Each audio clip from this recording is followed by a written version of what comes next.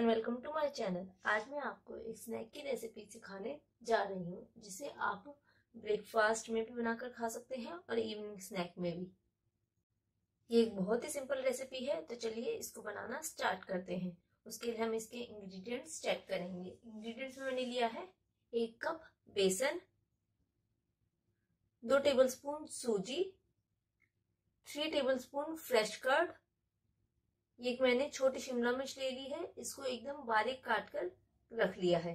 एक गाजर ली थी, इसको भी मैंने कद्दूकस करके रख लिया है। 2 प्याज, इनको चॉप कर लिया है। 1 बॉयल आलू, इसको हमने पील करके रख लिया है। 2 टेबलस्पून चॉप धनिया पत्ती, 3 हरी मिर्च, अगर आप बच्चों के लिए बना रहे हैं तो इसे स्किप करें। 1 अदरक का इंच का टुकड़ा ग्रेट करा हुआ, 1 टेबलस्पून चाट मसाला, नमक स्वाद अनुसार, लाल मिर्च 1 टीस्पून, इसकी मात्रा भी आप कम कर सकते हैं, और 1/4 टीस्पून हल्दी। इंग्रेडिएंट्स चेक हो चुके हैं, तो चलिए इसको बनाना स्टार्ट करते हैं। ये देखिए, सबसे पहले एक बाउल लीजिए, इसके अंदर बेसन ऐड कर दीजिए, साथ में सूजी, दही, हमारे चारों मसाले हम चारों इसके अंदर ऐड करेंगे। चॉप्ड ऑनियन,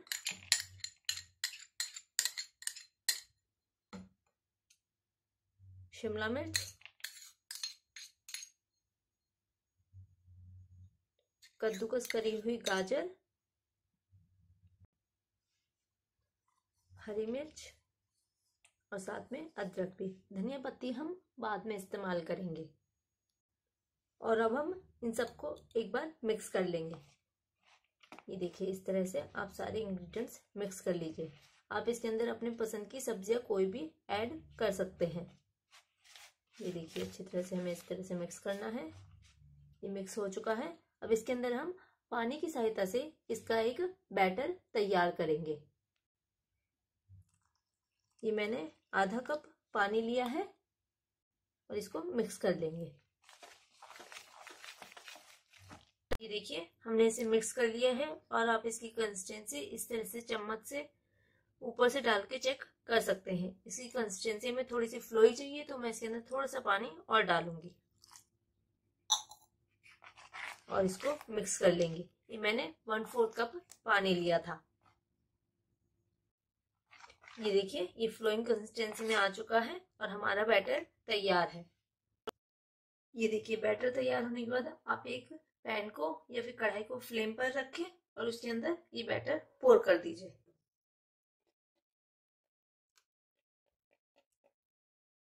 ये देखिए, डालने के बाद आप इसकी फ्लेम लो मीडियम कीजिए और इसे लगातार चलाते हुए पका लीजिए।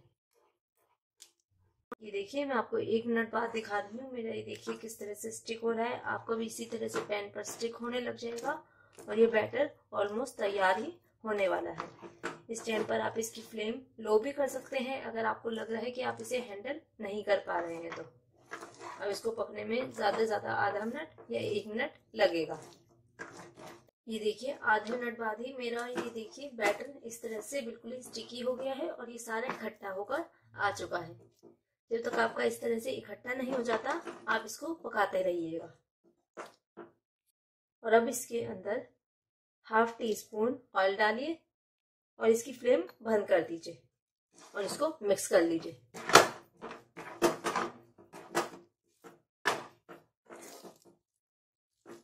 ये देखिए, ऑयल मिक्स कर लिया है हमने इसके अंदर।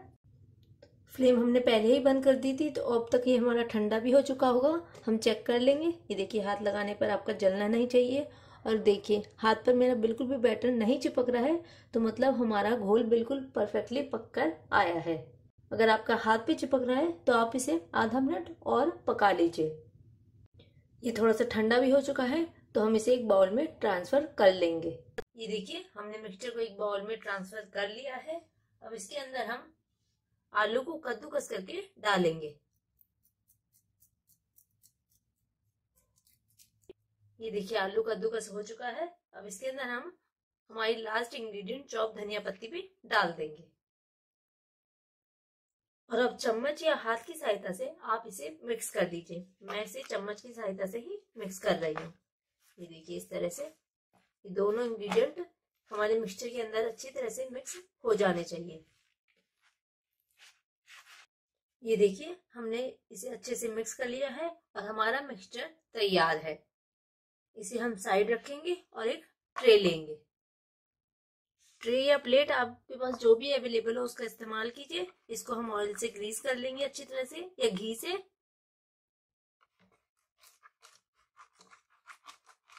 अब इसके अंदर हम मिक्सचर डाल देंगे। ये देखिए हमारा ये मिश्रण इसके अंदर ये सारा डाल दीजिए।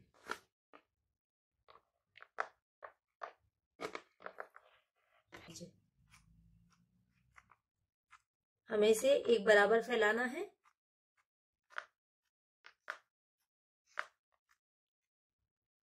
ये देखिए हमने इसे एक बराबर फैला लिया है।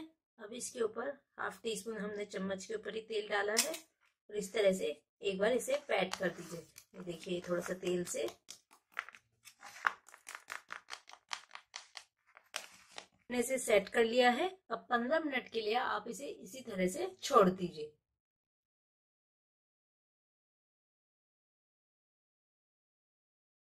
ये देखिए 15 मिनट्स बाद ये अच्छे से सेट हो चुका है हमारा। तो हम इसे कट कर लेंगे। आप इसे अपनी कोई भी पसंद की शेप में कट कर सकते हैं। मैं इसे स्क्वायर्स में कट कर रही हूँ।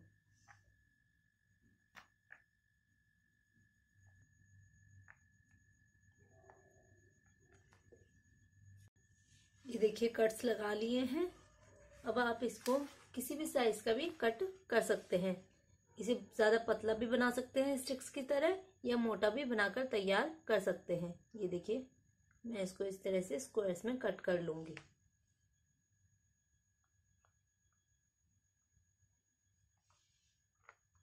इसी तरह से हम बचाओ पोर्शन भी कट कर लेंगे। ये देखिए सारे पीसेस कट हो चुके हैं। अब हम इसका एक पीस निकाल कर चेक करेंगे। ये देखिए मैं इस तरफ से इसे निकाल रही हूँ और आप देख सकते हैं ये देखिए आसानी से हमारा पीस निकल कर आ चुका है। हम इसे चेक करेंगे। ये देखिए थोड़ा कोने की वजह से शेप इसकी ऐसी हो गई है। आप इसको थोड़ा सा प्रेस करके इसकी शेप ठीक कर सकते हैं। ये देखिए शेप मैंने ठीक कर ली है। अब इसको हम प्लेट में निकाल कर रख लेंगे। इसी तरह से आप सारे पीसेस अलग करके रख लीजिए। ये देखिए मैं आपको एक और पीस दिखाती हूँ निकाल कर।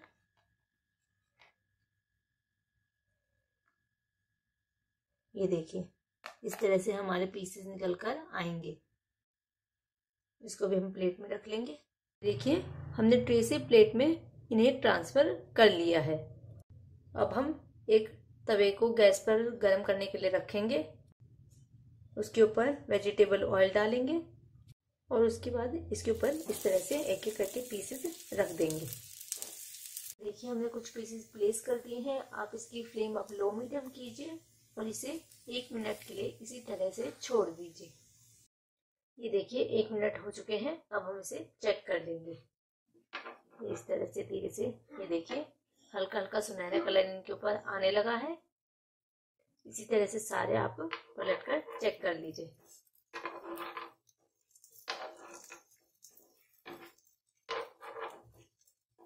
ये देखिए सारे हमने पलट लिए हैं। ये देखिए इतना सा ऑयल इसके ऊपर फिर से डाल दीजिए ताकि ये अच्छे से दूसरी तरफ से भी कुरकुरे हो जाए।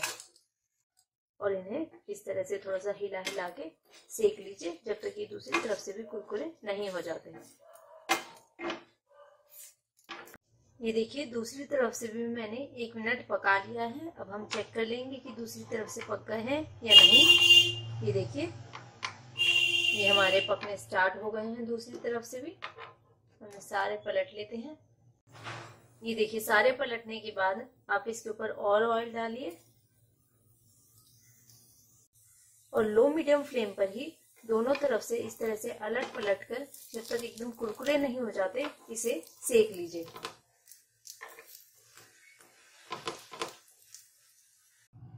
ये देखिए मैंने दोनों तरफ से क्रिस्पी होने तक अच्छी तरह से सेक लिया। आप देख सकते हैं ये कितने ज्यादा क्रिस्पी बनकर आ चुके हैं।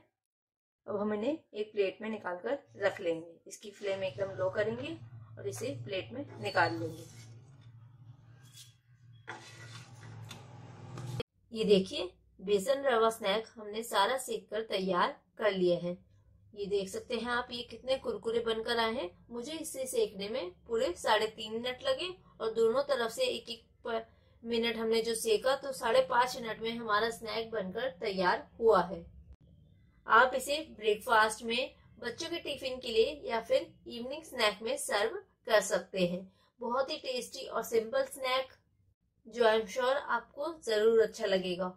और अगर आपको मेरा ये स्नैक की रेसिपी अच्छी लगी हो तो प्लीज आप इसको लाइक जरूर करें, अपने फ्रेंड्स से शेयर करना ना भूलें एंड मेरे चैनल को सब्सक्राइब करें। और अगर आपके कोई क्वेश्चंस हो तो आप मुझसे नीचे कमेंट बॉक्स में कमेंट करके पूछ सकते हैं और अपने सजेशन भी मेरे साथ शेयर कर सकते हैं। Till then bye bye.